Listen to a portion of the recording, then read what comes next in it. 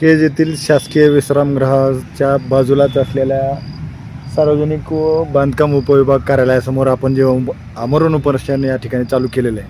मला वाटतं या कार्यालयासमोर होणारे हे पहिलेच उपोषण आहे.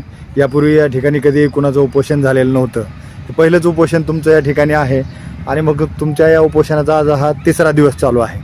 तर या 3 दिवसामध्ये कुठल्या घडामोडी झाल्या, तुमच्याशी कोण बोललं, तुम्हाला कोणी काही इथं भेट दिली का, कोणी तुमच्या प्रश्नावर चर्चा केली का, तुमच्याशी काय काय झालं तुमच्याबरोबर आहे?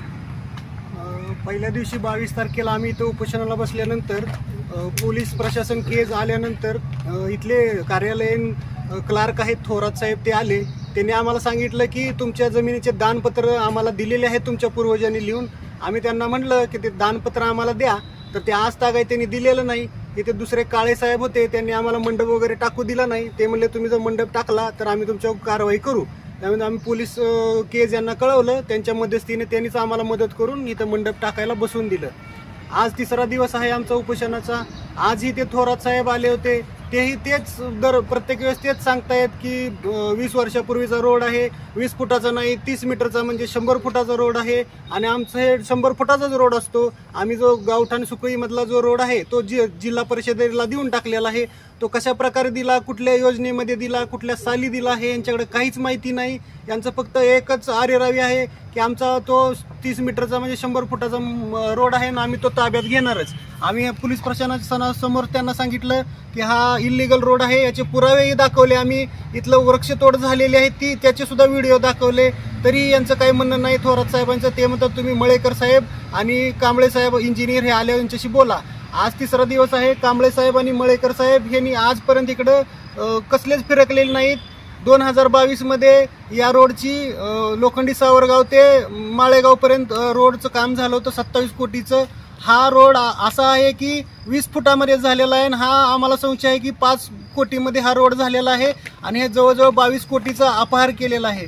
मी मागील 3 वर्षापासून RTI मध्ये याची माहिती मागतोय, तर हे माहिती द्यायला तयार नाहीत. मागच्या 14 तारखेला याची दुसरी सुनावणी झाली आहे. माननीय माहिती आयुक्त औरंगाबाद येथे, त्या माहिती आयुक्ताच्या सुनावणीला सुद्धा कुणी आलं नाही आणि याच्यावर काही कारवाई सुद्धा होत नाही. आम्ही आज तहसील कार्यालयाला याच्याबद्दल कळवलं आहे आणि जो आमच्या 7/12ची आमची हक्काची जमीन आहे ही कुठलाही कायदेशीर कारवाई न करता बेकायदेशीरपणे आमच्यापासून बळकावण्यात येत आहे.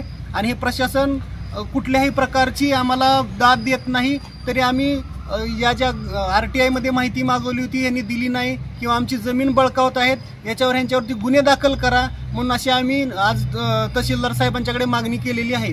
तरी तहसील प्रशासनाचं कुणी आमच्याकडे आलेलं नाही किंवा कुणी काय आमच्याकडे विचारपूस करण्यासाठी सुद्धा आलेलं नाही. इकडे नेमका हा कोणता रस्ता आहे आणि किती फुटाचा सध्या रुंदीकरणाचं काम चालू आहे का तिथं? हा, कोणता रस्ता आहे हा लोखंडी सावरगाव ते माळेगाव राज्यमार्ग 64 आहे, जो की सुकळी गोटेगाव मधून जातो. या सुकळी गोटेगाव मधून जाणाऱ्या रोडचं अधिग्रहण झालेलं नाही. बाकी जो सर्व रस्ता आहे तो हा निजामकालीन रोड आहे. पूर्वी हा रस्ता पलीकडे गोटेगाव मार्गे होता, पलीकडे मार्गे होता, सुकळी मार्गे मधून जात होता. त्याच्या नकाशावरती निजामकालीन पुरावे सुद्धा आम्ही यांना सादर केलेले आहेत. जो आता सध्या वहिवाटीचा चालू रोड आहे 20 फुटाचा, त्याच्यावरून यांच्याकडे काही संचिका नाही अवेलेबल की अधिग्रहण केलेलं आहे कुठल्या कायद्याखाली किंवा कोणत्याही प्रकारचे कागदपत्रे यांच्या ताब्यामध्ये ती जमीन नाही. मग आता तुमच्याशी कोणाचा संपर्क झालेला नाही अधिकाऱ्यांचा? प्रशासकीय पातळीवर काही यंत्रणा तुमच्याकडे संपर्कात नाही का आली? असं ठोस सक्षम अधिकारी जे आमच्या मागण्या मान्य करेल, उत्तर देईल, असं कुणी आमच्याकडे आलेलं नाही. या विषयावर तुम्ही न्यायालयीन लढाई देखील लढत आहात, तुम्ही कोर्टात देखील हे प्रकरण चालवलेलं आहे. तर एकंदरीत आता मग ह्या ठिकाणचं जे आंदोलन आहे, आता हे उपोषण आहे तुमचं, हे किती दिवस चालणार? आज 3रा दिवस आहे. काही जणांची तब्येत खालावलेली दिसते आम्हाला या ठिकाणी. हो सर, आज हे आमच्या सोबत उपोषण करते आहेत शाहू रघुनाथ गायकवाड. यांना शुगरचा त्रास आहे. आता जेवण केलं नसल्या कारणाने त्यांना शुगरची गोळी खाता येत नाही. त्यामुळे ते कापरेवाडीच्या पलीकडचे काही शेतकऱ्याचे सापडलेले आहे, त्याच्यात ते मिस गाईड झाले तुम्हाला. आणि आमच्या जमिनीचा पुरावा देतात तर ते आमचा मान्य करीत नाही, पण त्यांच्याकडे रेकॉर्ड नाही ते त्यांचं मान्य करा म्हणतात आम्हाला. म्हणजे ह्या शेतकऱ्यावर दमदाटी करून रस्ता करण्याचा ह्यांचा हेतू आहे. ते म्हणतायत सध्या जो 20 फुटाच्या रोडसाठी आम्ही जो भांडतोय तो सुद्धा आम्ही नॅशनल हायवेकडे दिलेला आहे.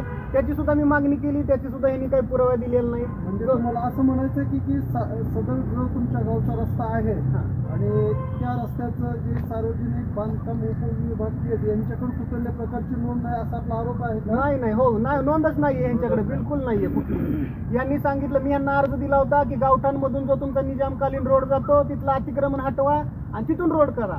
तर हे म्हणतात आम्ही तो रोड जिल्हा परिषदेला दिलाय, त्याचं सुद्धा यांच्याकडे काही लेखी उत्तर नाही. तर हे तोंडीच असं खोटी उत्तर देत आहेत. म्हणजे यांचा जो निजामकालीन हक्काचा रोड आहे ह्याच्यावरती गावकऱ्यांनी अतिक्रमण केलंय आणि हे आमच्या जागेमध्ये अतिक्रमण करतायत. मग त्याचा मावेजा सुद्धा देत नाही. हे जाणून बुजून यांनी केलेलं सगळं हे आहे. आणि हा रोड यांनी लेखी द्यावा की जिल्हा परिषदेला यांनी कधी दिलाय, कुठल्या योजनेतून दिलाय आणि कशामुळे दिलाय. मग आता हे काही दिवसानं आमचा जो आता सध्याचा भांडण तो रोड आहे तो दुसऱ्या कुठल्या तरी डिपार्टमेंटला देतील आणि आमच्या जमिनीतून अजून एक रोड तयार करतील. म्हणजे तुम्हाला असं म्हणायचं आहे की तुम्हाला जी मागणी केली त्याप्रमाणे तुम्हाला उत्तर संबंधित कार्यालयातून मिळत नाही. आम्हाला उडवडीचीच उत्तर मिळत आहेत. आम्ही आज तहसीलला सुद्धा अर्ज केलाय की ह्यांच्यावर प्रचलित कायद्यानुसार गुन्हा दाखल करा. आम्ही ह्याचे पुरावे सुद्धा दिलेले आहेत सगळ्यांना. आज भंडारी साहेबांना सुद्धा भेटलेलो आहे, सगळे त्यांना पुरावे दाखवलेले आहेत. तरी याची दखल तहसीलदार साहेबांनी आणि भंडारी साहेबांनी आणि यांच्या वरिष्ठांनी घ्यावी आणि पोलीस स्टेशनला सुद्धा घ्यावी की हे बळजबरी कायद्यात असून सुद्धा हे बेकायदेशीर आमच्या जमिनीमध्ये अतिक्रमण करतायत आणि त्या प्रकरणी ह्यांच्यावर शासनाची दिशाभूल आणि कोर्टाची दिशाभूल केल्या प्रकरणी यांच्यावर गुन्हा दाखल करण्यात हे यावा. बाबा असे का सारखे उठतात बसतात झोपतात नेमकं काय व्हायला? त्यांना आता शुगरचा त्रास आहे आणि आमरण उपोषण असल्या कारणाने त्यांनी 3 दिवस झालं काही खाल्लेलं नाही, त्यामुळे त्यांना ते शुगरची गोळी सुद्धा घेता येत नाही.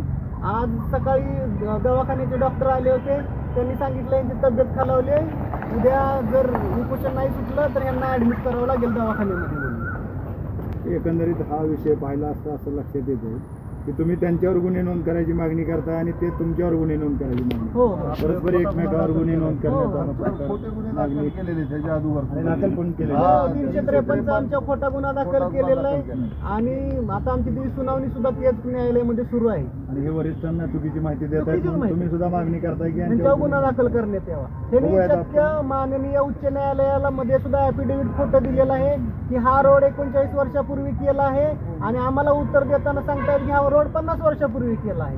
हे अशी सगळ्यांची फसवणूक करतात, यांच्याकडे कुठल्याच गोष्टीवर ठोस उत्तर नाही. बघूयात आपण येणाऱ्या काळामध्ये नेमकं कुणावर गुन्हे दाखल होतात, काय सगळे प्रकार उद्या तुमच्या उपोषण सोडत असताना आणखी यामध्ये काय होते काय नाही वरतीवर अपडेट आम्ही देत राहू. चालेल, धन्यवाद.